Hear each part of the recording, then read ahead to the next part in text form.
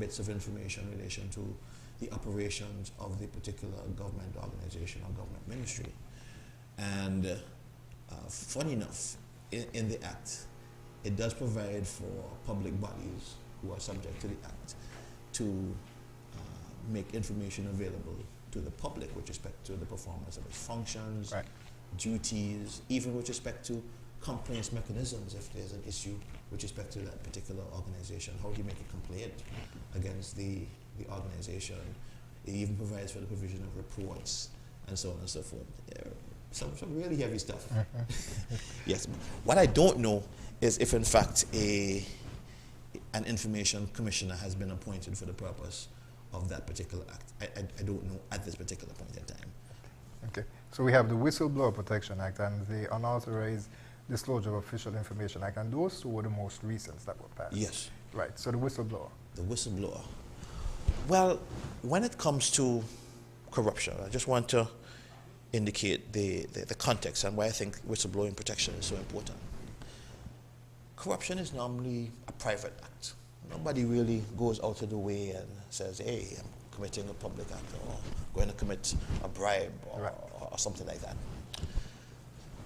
A lot of times, the persons who are actually involved in these sort of nefarious activities, they chat. And they may chat to somebody who is a friend or somebody or so forth. Or somebody in public life may overhear them. It doesn't necessarily have to be somebody in public life, may overhear them. And so they become aware of something. Yeah. Or they may be going through documents and find some sort of suspicious transaction or something. Now, because the corrupt act is normally between the corrupt actors to the exclusion of everybody else, the person who finds out about that corrupt transaction becomes important for bringing that corrupt act to light.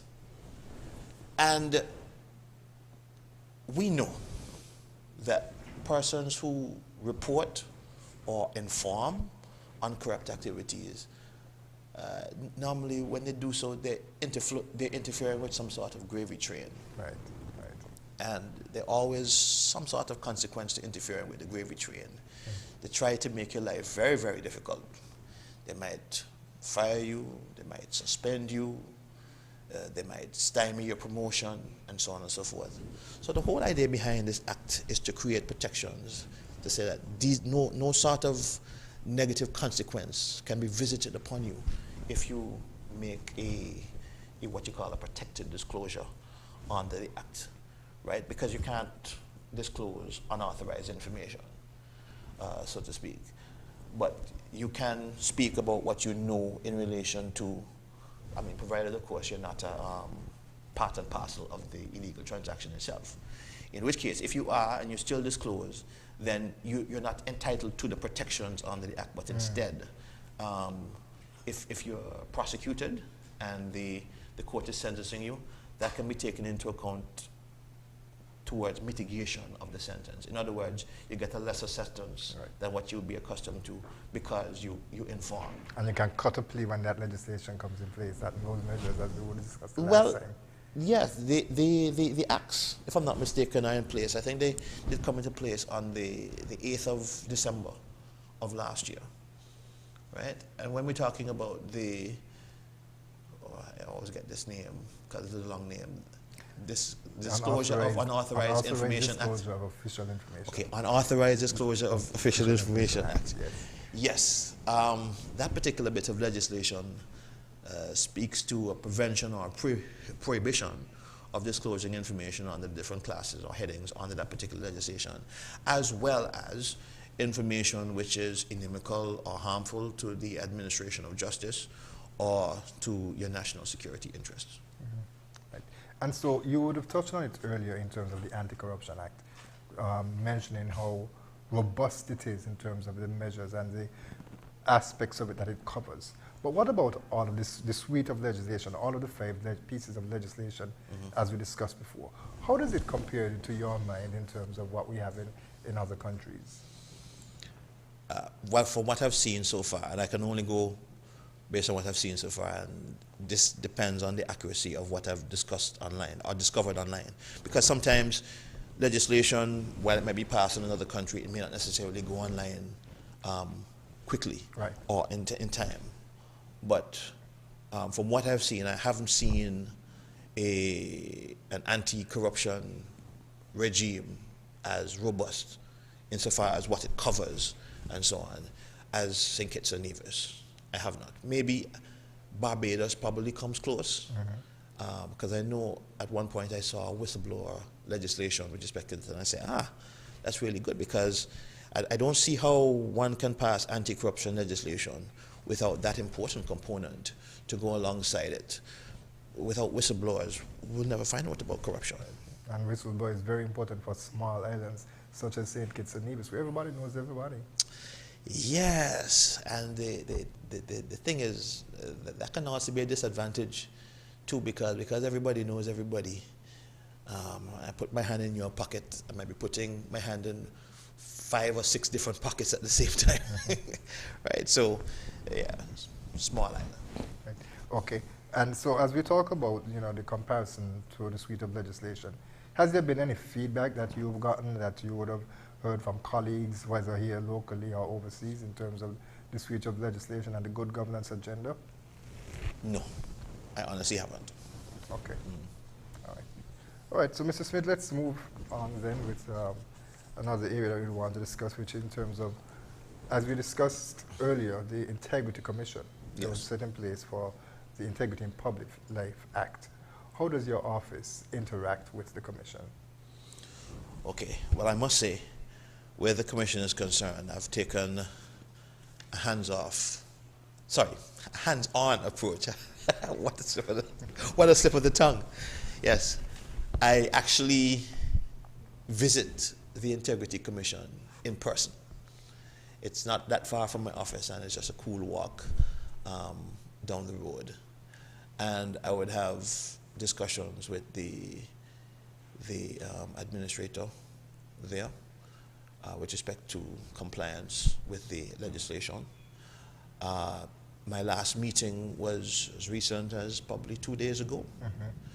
Right? I wanted to see what was the level of compliance, especially in light of the measures that we discussed in order to get compliance. Because I can say, when I first took up the role of Director of Public Prosecutions on October 6th of last year, I thought that the Integrity Commission would be one of the places that I would visit within the first 3 weeks or so of my tenure. And I did, because I realized what the function of the Integrity Commission is in fact quite important. So when I went there, we discussed many things, problems associated with the commission, and I would have made some recommendations as to, how they could perform some of their functions in a more expeditious or expedient way. And I remember at the time,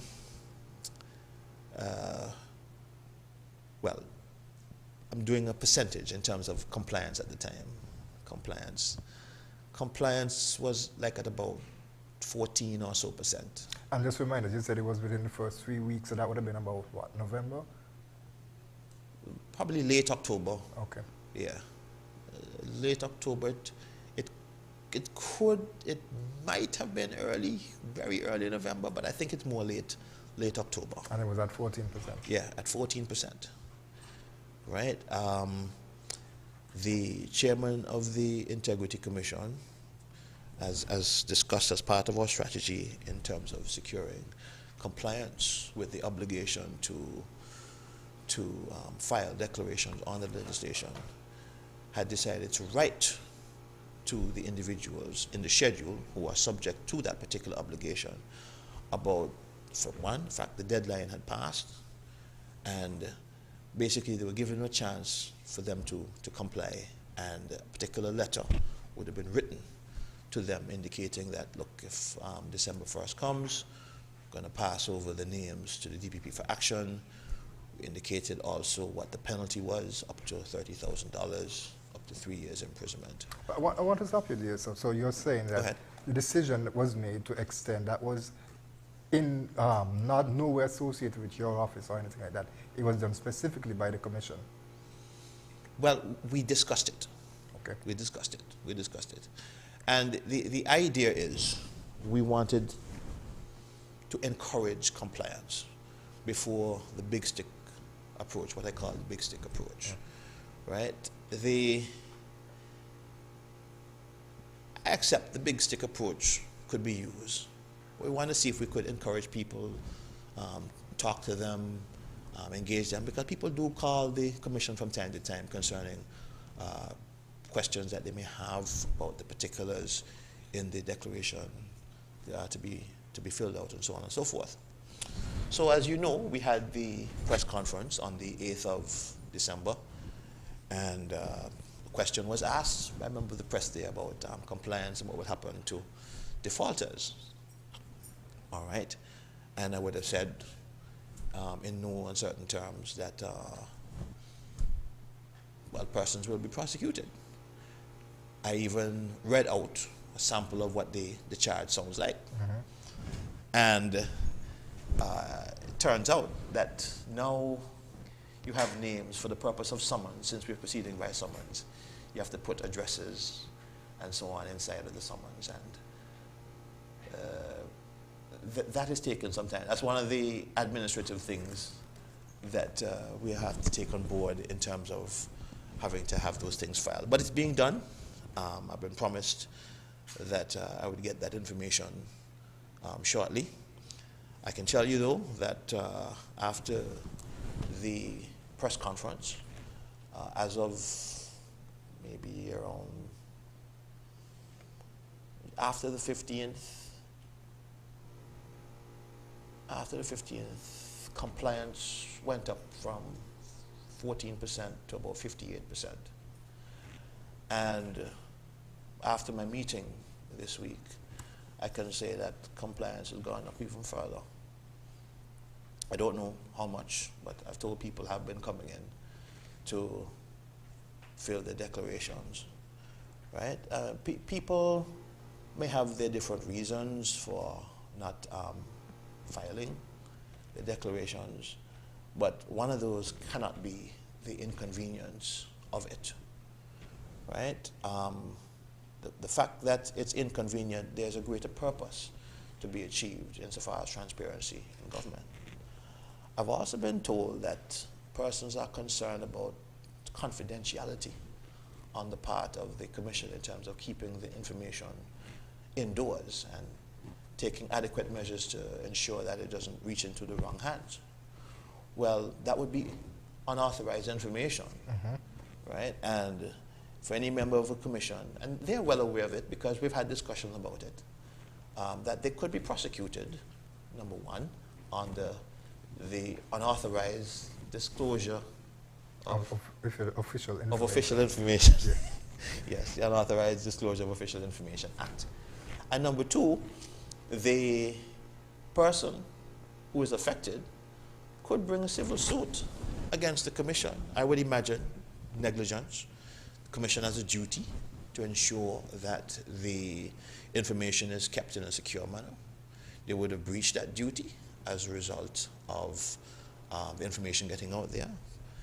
Quite likely the person who the information breach pertained to would have suffered some damage, and the damage was not too remote. So I think once the person can show that, they can bring a suit against members of the commission.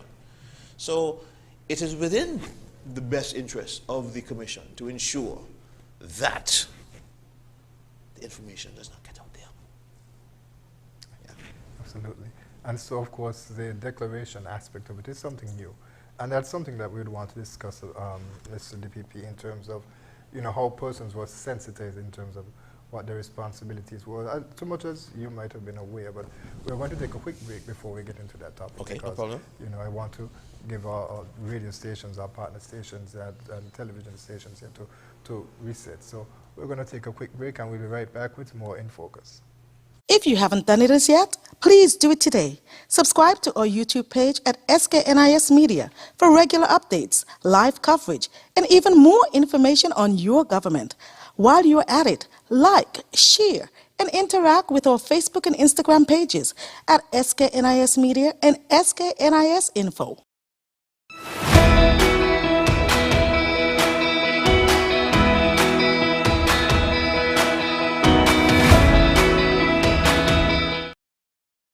Welcome back to InFocus. We continue our discussion with the Director of Public Prosecution, Mr. Adlai Smith. So we're discussing the good governance agenda, sir, and we're specifically speaking about the role of the Integrity Commission right now and the responsibility that public officials and others would have in terms of filing their documents, declaring what their assets are, which of course is an important part of the legislation. Yes. So the question that I ask is in terms of, it's something new, as you mentioned.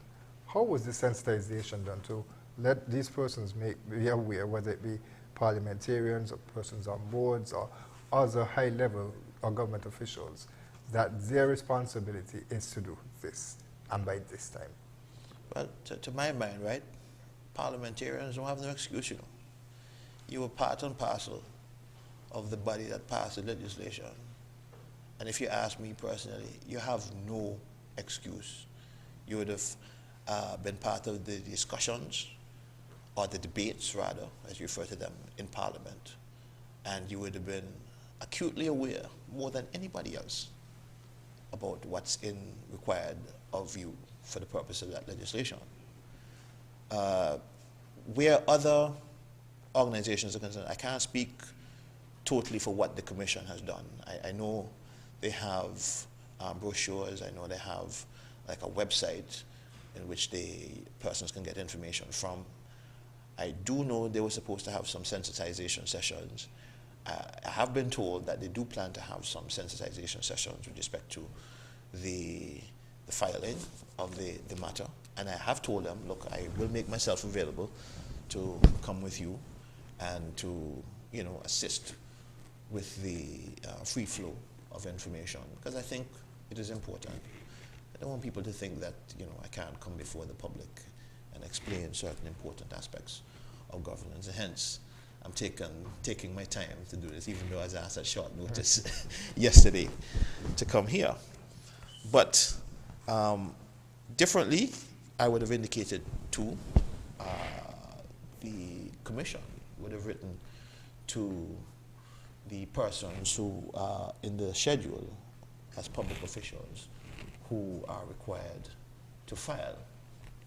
Now, one word of caution where that is concerned, because I've been seeking to verify that persons have in fact received the communique. And number two, I've wanted to ensure that persons who are on the list are actually supposed to be on the list, right? It's since come to my attention, based on my inquiries, that there may have been some persons who are supposed to be on the list who have not been on the list. And this is information I found out independently of the Commission. Like I said, I'm hands-on, so try to get other sources of information to verify what I have. And I've also found that there may be persons, one or two, who are on the list, who ought not to be on the list. And I think it's very important for me to verify, because I can only go by the information that I've been given, verify that persons who are on the list are supposed to be on the list, because I don't want any unnecessary litigation against the government as a result of a wrongful prosecution or something. I mean, like, while I'm excited, I tell you, I can open my computer and show you charges already drafted. I just have to fill in the information that I've asked to receive. And I've also asked the Attorney General to have appointed a special magistrate to deal with these particular matters. And he has kindly consented to make sure that that arrangement is put in place. That arrangement should hopefully be in place by the 1st of this month. Sorry, 1st of next month. That way February? Yeah, 1st of February. Right? Why a special magistrate? Why is that necessary? Why a special magistrate is necessary? I have to be... I think... I know why it's necessary, but I have to be... I can't disclose the reason at this particular point in time. I can't disclose the reason at this particular point in time. But all I'll say is, based on certain information received at the time, I thought in the fair and just adjudication of this matter, a special magistrate needs to be appointed. Okay. You mentioned the persons who will be covered. They're part of the schedule, and I don't know if you have the schedule here, but could you give us, off the top of your head, a rundown in terms of who will be covered? We already established that parliamentarians, of course, would be a part of that. But who else will be covered by the schedule that is included in the Integrity in Public Life Act? Okay.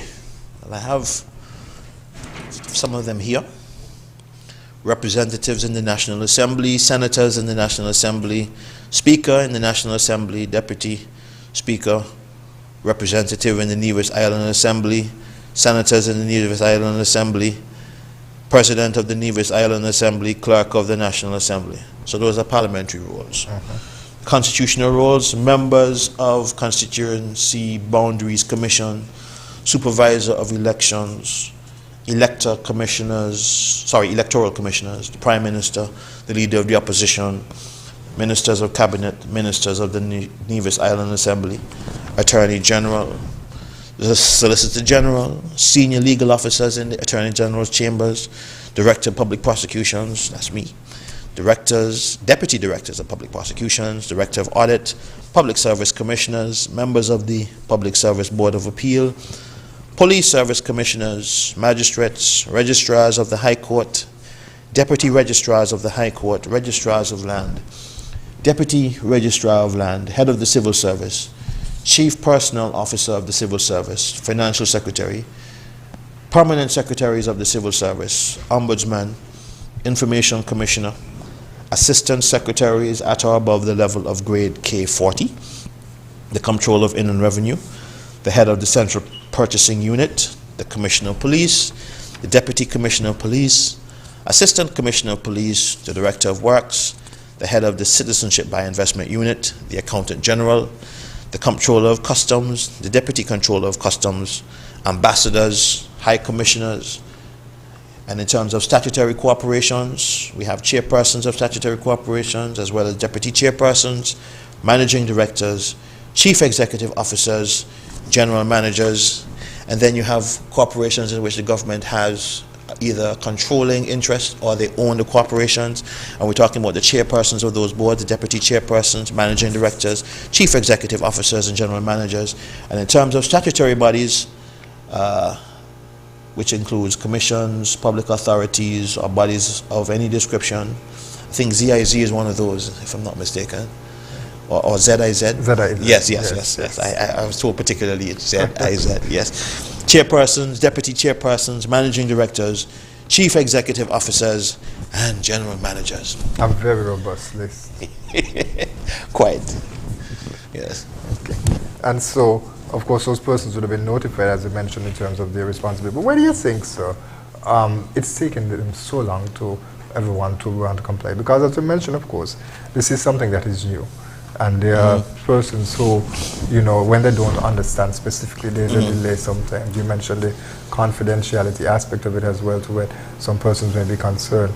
But the necessary measures are in place, as you would have called in terms of the legislation, to ensure that if there are any breaches, those things will be handled by the legislation, of course, that there are things in place to protect persons. Right, and that's why I'm coming here, to let people know that these things are in place. And I mean, I will take the necessary action if necessary. I think to answer one of your questions there as to why people are taking so long, I think people really think that nothing is going to happen at the end of this if there's a list of persons. And I'm sure there are probably persons out there thinking, oh, DPP is just talking and so on and so forth. But really, I mean, I'm trying to be as fair as possible to make sure that opportunities have been made available for you to comply. Because the French speaks about the Section 30 offense, which they charge on, without a reasonable excuse or without a proper excuse, something for not filing the declaration. You can't say one. I know they say ignorance of the law is no excuse, at the same time. But at the same time, maybe for some reason, some persons just may not have known. I know I was present in the commission where a particular person indicated, well, he just didn't know that he was supposed to have filed, and he didn't realize until the press conference, right? So persons, we want to give them a fair opportunity, even with the last press conference. Sorry, the last press release that I issued. Well, the only press release that I've issued. I said, I still, notwithstanding what I would have said last time, I still want to give one last chance. I believe people think that nothing is going to happen. I think the real test of what I'm saying will be on the 1st. Everybody will be watching for on the 1st of February to see if you file. And I say, it don't matter if you're in the Nevis Island Assembly, or if you're a member of Parliament, or if you are one of the persons I would call it, whether it be magistrate, whether it be registrar, whether it be member of statutory body, it don't matter, right? I've gone to what I think considerable lengths to give you an opportunity in which to file, right? Like I said, I'm hands-on. I've gone into the ground to find out why is it people are not filing. The issue with respect to confidentiality, I say, okay, I will come here and talk about the issue of confidentiality. The issue of inconvenience, no, I've addressed that in the press release. Don't say because it's inconvenient that you're not filing, right? So I've addressed those two things. I don't think there's any other issue to be addressed. So we're just waiting for the 1st. Again, I'm verifying just to make sure. I'm hoping to have another meeting with the commission with respect to the list, just making sure I have the right names on that list. It's one thing to be excited, and yes, I'm a bit excited about filing the charges, but again, I believe in conciliation and encouragement and so on before the big stick approach. I really want to reserve that big stick approach for those who are defiant and decide, you know, I don't care what you say, we are not filing, right? Those in particular. And I just want to take the occasion to remind public officials that the next filing date is actually coming up quickly on the 30th of April of this year, and thereafter it will be the 30th of April every year. Right, so it's once per year after the 30th of April. Yes. So, and I want to mention in terms of the charges that you mentioned, I think it's important for persons to know that there is no grandstanding by the Office of the Director of Public Prosecutions, that there are, you know, penalties that are prescribed, there are duties that are to be performed, and you're just following the letter of the law. Right. And it's not just following the letter of the law, trying to do so in a fair way. Right? I would have mentioned in my press release too, well, I didn't mention it like this, but the common man, let's say maybe the man who has stolen maybe a tin or two of sardines or macaroni in the store, the police are ready to jump down his throat for charges of larceny and bringing him before the court and his sentence or whatever. But what about the laws which apply to public officials, persons of integrity, insofar as the discharge of public services is concerned? Right? We want to make sure we have persons of the best caliber, the highest caliber, performing those services in a fair, just, equitable way. Right? So this is part and parcel of that type of enforcement, and I think it is important. Do I like the idea of filing? No, not necessarily, but it's the law. It's inconvenient. I see that there is a broader purpose or greater purpose to be achieved by it, and so I'm going to enforce the law. Yeah, and certainly you won't win any friends, but you're not in it for friendships. You're doing your job. Well, there are persons on the list that I just come to know as well, and I don't know, maybe they might feel that they won't end up being charged because they might know me or they might smile with me and so on. Well, we'll see what happens on February 1st. And it's important, you have the full blessing of the Attorney General's office. Well, whether I had his full blessing or not, whether I had his full blessing or not is a duty that I have, right? If there are members or persons who are aligned with his administration, I mean, I don't know, right, who are in there, so be it. Let the chips fall where they may, right? Like I said, people are probably thinking up to now, I've been extending. Yeah, I know I've been extending the deadline, but again, like I said, I want to be fair, right? I put on there no further extension. I mean, like, that's it. I just want to make sure persons have been given the opportunity. The 1st of February. Yeah. What are the penalties? What are the penalties for those who don't comply? Up to $30,000 or 3 years imprisonment. Right? Again, I put in the press release, it's not my will that somebody should perish, or all should perish, or any should perish by way of prosecution. But I think if we push through with this, St. Kitts and Nevis could be a beacon for the rest of the Caribbean in terms of its good governance initiatives for the Federation going forward. And for the region as well, yes. Absolutely. Yeah, and for the region, maybe even the world, right? As small as we are. And I say we because over here I'm Katisha. Yeah, of course. All right, Mr. Smith, we're going to take another quick break and then we're going to come back because, of course, we would have seen the opening of the law term, the new law year, per se, and so we want to just touch on that briefly, so we're going to take a quick break. Okay. We'll be right back with more In Focus. If you haven't done it as yet, please do it today. Subscribe to our YouTube page at SKNIS Media for regular updates, live coverage, and even more information on your government. While you're at it, like, share, and interact with our Facebook and Instagram pages at SKNIS Media and SKNIS Info.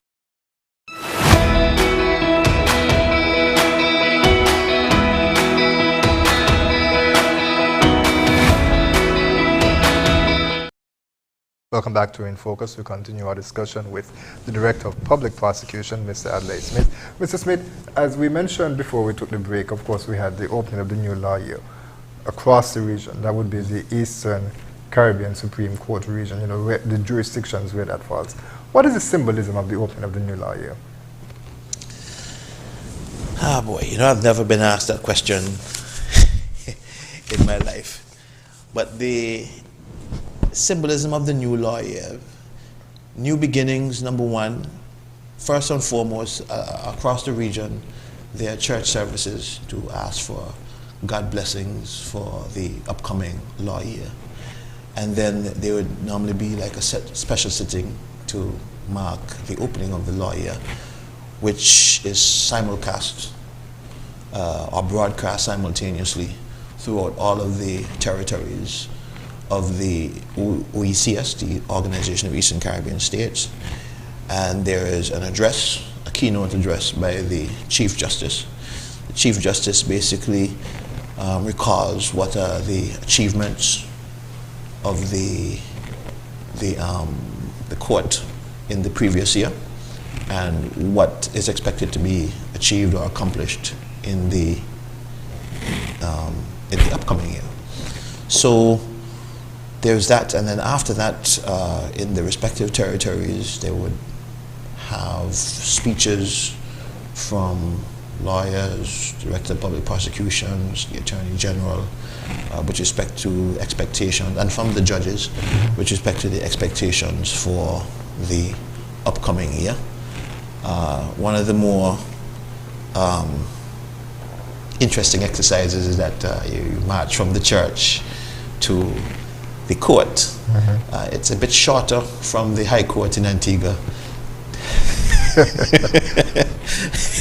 to the church, but over here from the All Saints, sorry, not the All Saints, the Anglican Church on Keon Street to Fort Lands. Oh, that's quite a walk. Yes, well, of course. But I welcome it. It would have been closer with the Sir Lee Llewellyn Judicial Complex, but of course that is being renovated, and so it'll get a lot shorter by the time they finish the renovation. So that's something for you to look forward to. Okay. Right. Okay. So of course the theme now, as we discussed the opening of the new law year, the theme was innovation and justice reform. At the ECSE looking to the future.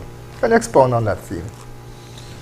Well, I wish I was actually trying to see if I could get a copy of the the Chief Justice's address to see if I could summarize some of the key points coming out of the address, because I can't remember all of them. I know the Chief Justice would have underscored the importance of, not just talk, but action, insofar as, how the court is supposed to function in an efficient way. I know that there was praise for the electronic filing system, or the electronic portal system, which has been quite beneficial and was lauded by several practitioners at the speech. The thing that caught my attention, and I was hoping and I'm glad that she addressed, was looking at or considering what role will artificial intelligence play in the court's functioning going forward. And I know one particular lawyer who spoke wondered out loud about that. Will we have to have regulations dealing with how AI is used with respect, for example, to submission of material before the court? Is there a need to declare that AI was used in terms of bringing it before the court, and so on and so forth? And I thought all of that was interesting. I mean, I, for one, was wondering, well, whether in truth and in fact we could have AI judges at some particular point in time. But I believe over time, with the development of the technology, it may be possible. But it also poses the question in terms of persons that use AI to commit crimes. I mean, that is a whole other kettle of fish. Oh, yes. And I mean, I wish I got that opportunity to address that issue.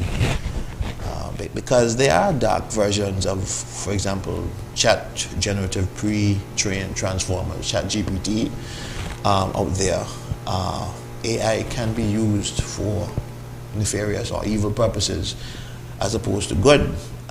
Right now, you can't use chat GPT to find out how to commit a crime, right? Because there are particular limitations put on the software to prevent that.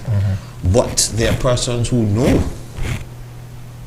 how to get around these ethical restrictions on this kind of software, and can get GPT or other language learning model software to give information to do, or disseminate information to do bad things. As a matter of fact, you can also use AI to actually help you through chatbots. Chatbots are like assistants. Like, think of an assistant, but somebody virtual, who can help you, for example, get profiles on individuals and to throw out things like spam, or even to copy people's voices and make up fake conversations, fake photographs, and so on. There's a lot of stuff going on out there, and if you're not keeping abreast of it, it can run away, leave you. Even the World Economic Forum, which is taking place right now, they're dealing with the future of AI, the future of humanity. So I thought that was a very clever theme that they have to. I just always tell people, it seems as if we're really heading toward Judgment Day, like from Terminator 2. I mean, when you think about it, full of AI and the chips and so on and so forth, yeah, we seem to be heading there.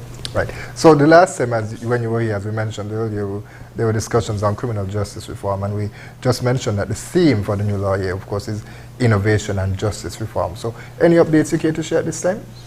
Well, I have been meeting with the Attorney General to finalize what we're going to do in terms of the legislation. He would have spoken last time about plea negotiations. Jamaica has a decent act where that is concerned, which could be a good model for us here. We definitely need things like, for example, special measures legislation, so people can give their evidence behind screens. We want to input pre-recorded examination in chief and cross-examination, particularly for vulnerable witnesses, as a form of protection for them, and to not inconvenience people in those circumstances going forward. And there are also some other things in terms of improving or making penalties tougher. Like, for example, we recommending to him that we increase the penalty, and the court has actually recommended this as well too, for the offense of causing death by careless driving. It's currently 3 years under your vehicle and road traffic legislation. We think that should be increased because it's too low, especially considering it's the death of a life. I've seen some less than stellar driving on the roads here in St. Kitts, if I may put it that way. And I think if we're not careful, we may have more road fatalities as a result. Same thing with causing death by dangerous driving. The maximum penalty is like 5 years. We're asking for that to be increased. So I'm just, but it's on the cards, and the Attorney General has set July as the deadline, or his deadline for meeting all of this. I'm hoping that it can be done. Okay, Mr. Smith, we're almost out of time for the program, so I'll give you an opportunity to make any final comments. Well, okay. Yeah, well, I'll take this opportunity to say that if anybody out there is thinking that nothing is going to happen, just wait until February the 1st. We'll see. The only issue that might keep me back is probably any issue pertaining to the verification of the list, but who has been verified. And once I got the information administratively, like, there will be prosecution. There's just no further, whether it be in St. Kitts or in Nevis, the persons who are required to file pursuant to the federal legislation. I'm just following the law. So I'm just letting you know, one last time, very serious about it. Like I said, I have the charges filed. They're just to put in the information that I need administratively to make the summons work, and we're good to go. That old saying, forewarned is forearmed. Yes, forewarned is forearmed. And again, I say I appreciate being able to come onto this program. I'm looking forward to sometime in the future whereby persons can submit questions via WhatsApp, so I can address those questions once it's within my remit to do so. I think it's important to interact with members of the public, because at the end of the day, I'm a public servant.